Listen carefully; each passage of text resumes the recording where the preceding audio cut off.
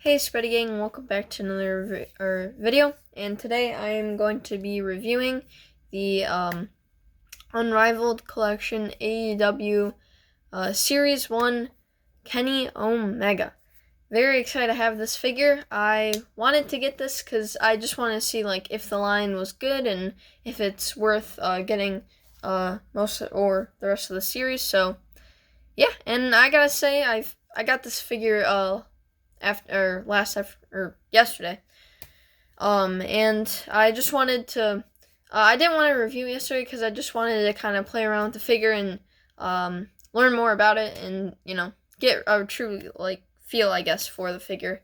I like doing that with most of my figures, just kind of have it in hand for a little while and just see how I and I don't know, get to know the figure, if that makes sense. I don't know. But yeah, I gotta say personally, just right off the bat, it's a pretty good figure, and hopefully you guys will enjoy this review. So, as always, we go from accessories, details, articulation, and my overall rating of the figure. So, let's get into it. First thing I always forget to mention when I always say that is the box. And I gotta say, these AEW boxes are really cool. I guess a lot of people have been saying that they're a lot like the old Jakks boxes, and I wasn't, I never collected the Jakks figures, and I was kind of too small too, but I don't know. I never had those, but I gotta say, I really like this packaging. Looks really cool. We have this nice picture of Kenny Omega on the side here. We got Unrivaled Collection on the bottom. He is the second figure in the wave. We got Kenny Omega in this nice metallic gold. I really like the gold on this packaging. Really cool. I try not to ruin it too much. I don't know, cause I like keeping the packaging sometimes, and these are my first AEW figures, so I don't know. I tried, but I don't know. Whatever. Then we got a picture of Kenny Omega here. Again, number 2, or the second figure in the wave, and it is Series 1. Got an AEW logo on the side here. Then we got a picture of him from flying. This attire that he first wore was from Double or Nothing last year in LA, or not LA, Las Vegas.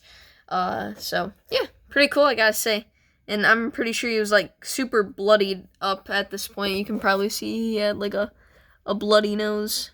I don't know why the camera's kind of having trouble focusing, but yeah, pretty cool, I gotta say. It's got his signature right there. And you can see all the other figures of the wave, and it tells you to watch AEW on Dynamite. So I'm gonna watch it tonight because I want to see some of the stuff following up. I don't want to spoil too much if you didn't watch All Out, but there was a lot of interesting stuff that was kind of left to see where I don't know. This is going. I'm trying to say that this is gonna be a good. I hope so. A good episode of AEW Dynamite. I think it will, because there's a lot of stuff that we have to follow up on from the pay-per-view. But yeah, there you go. And then just some warnings on the bottom, and just clear on the top. So, and yeah, it's kind of fiery-ish. I don't know. It's yellow, basically. So yeah, let's get into the figure. So, getting into the accessories, this figure actually comes with a decent amount of accessories, and they're all pretty cool. First thing we get is his entrance kind of jacket thing. I don't know what exactly is because one sleeve's kind of missing. So, you're supposed to be able to just buckle this in right here, but it's, I don't know, it kind of has a problem doing that. So, yeah, that's why it wasn't buckled at the beginning of this episode, or beginning of this review, but yeah, I like this silver paint on it, and the wrinkles looks very nice, and it'd be honestly really hard to do this in cloth, so I understand that they did do this in rubber, but they did do the Young Bucks figures jackets in cloth, so I think that goes to show that whatever they can do in cloth, they're gonna do it, and if it's just out of their, if they can't do it in cloth, then they're just gonna have to do it in rubber, obviously, so.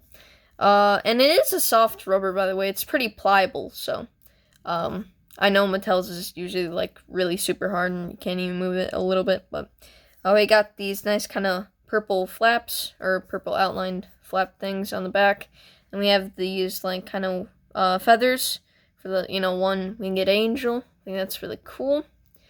And lots of, nice wrinkling and stuff. So, yeah, really cool. I don't know what this is, but I don't know. Maybe it's a hint to like a video game or something, or I don't know what his inspiration was of his or entrance gear, but yeah, really cool. I like this a lot.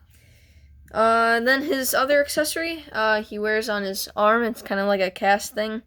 It's got some nice silver paint on there, and it's like, I don't know, looks like it'd be like a mesh or something. Then more wrinkles at the bottom. Got these nice buckles. Pretty nice details, I gotta say. They, you can see that they definitely put in their effort to make this the best Wave one that they could. And then the final two accessories are these two interchangeable hands, which are his kind of shooting hands, which he always does before he does like a V trigger or anything like that. So, really cool, I gotta say. Cool stuff. Cool to get these trigger fingers.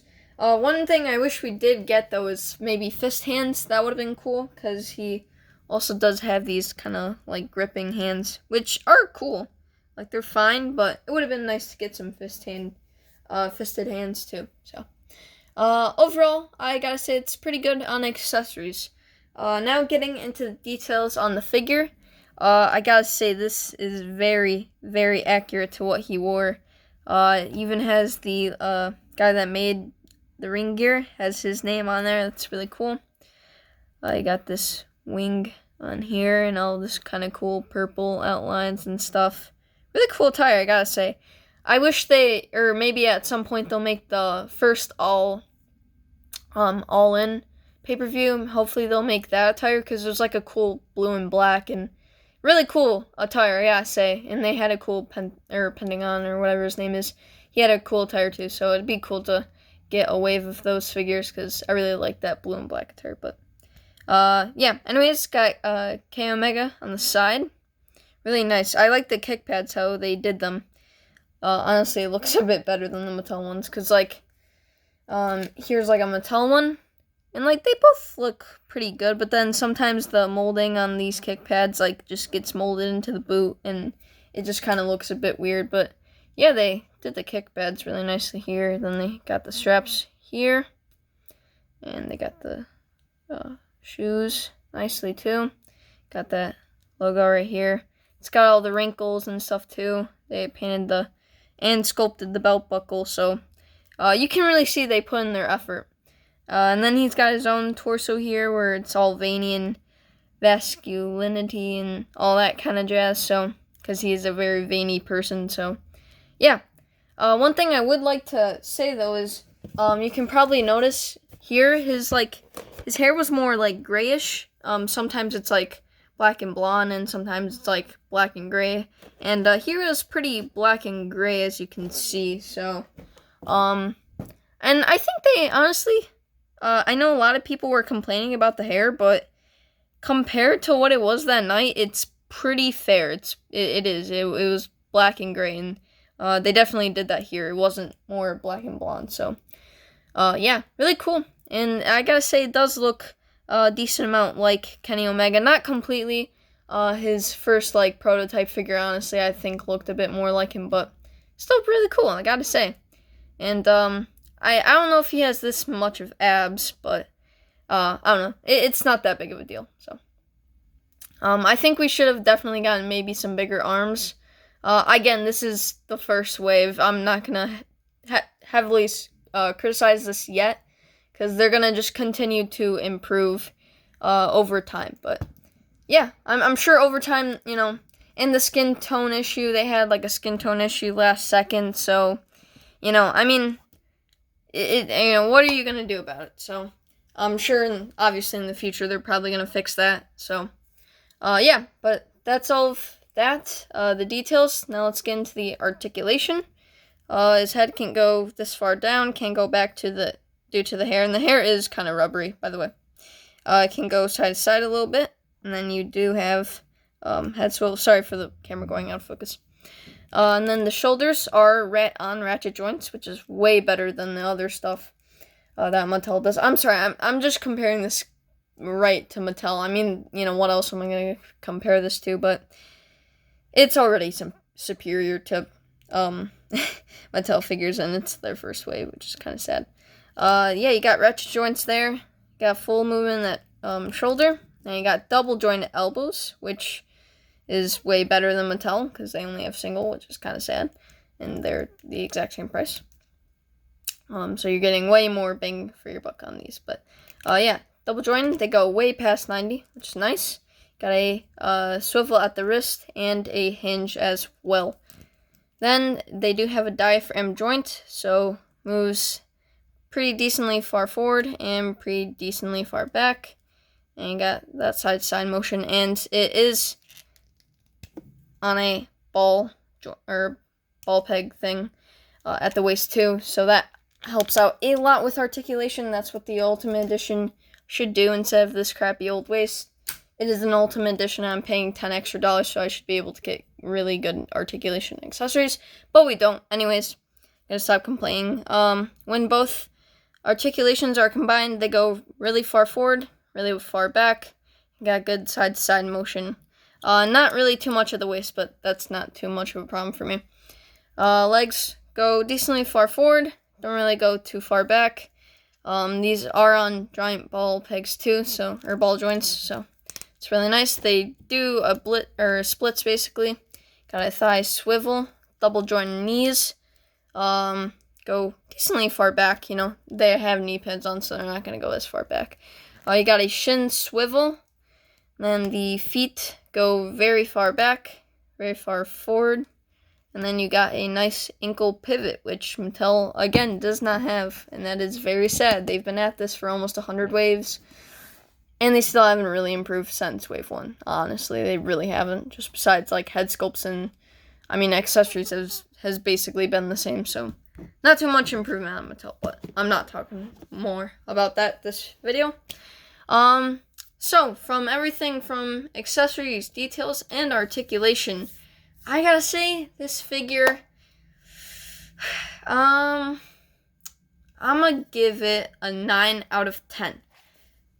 Really only issues are probably the fists, so that's like a half of a point, and then the skin tone's really the only other problem, but it's not too big of a deal. I know people are making a really big deal of it, and, I can see why. They look super pale and stuff, but it's not, crazy, obviously compared to, this, we can see that it's a lot darker, but, they had a last-minute issue, so, what are they going to do about it? I'm sure in the next wave and waves on, they're going to continue to improve and become better, so, again, it's Wave 1, there's going to be issues, and they're just going to continue to evolve. My voice, starts drying out. They're going to continue to evolve over time, so just got to be patient, It's the company's first wave, so. Anyways, hope you all enjoyed. Make sure you like, subscribe if you haven't already, and I'm going to film the next review right after this, so, because I did get a Cody Rhodes AEW figure too, so since I'm here, I'm just going to review that, but hope you all enjoyed. Once again, like, subscribe if you haven't already. I'll see you in the next one, Spidey Gang. Peace.